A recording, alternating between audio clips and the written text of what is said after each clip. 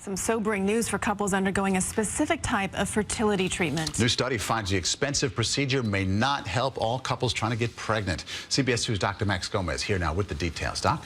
Maurice and Christine, infertility can be due to male or female factors, or sometimes both. A procedure called ICSI has revolutionized the treatment of male factor infertility, and its use has quadrupled in recent years. But a lot of that increase has been in cases where it doesn't appear to help.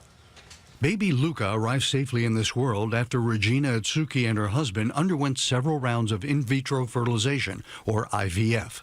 We tried for, probably a year, and then my son is 2.5 now. So it's just been amazing. One type of IVF increasingly being used is called Intracytoplasmic sperm injection, or ICSI.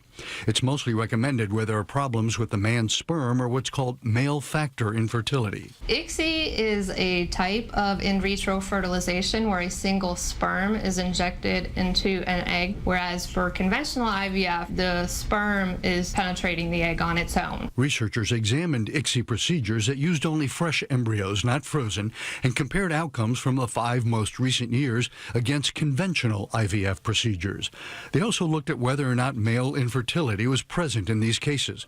The study appears in JAMA, Journal of the American Medical Association. The use of ICSI did not improve reproductive outcomes, such as pregnancy and live birth rates, when compared with conventional IVF, regardless of whether or not there was a diagnosis of male factor infertility. Pregnancies resulting from ICSI have been associated with increased risk of birth defects, chromosomal abnormalities, and autism.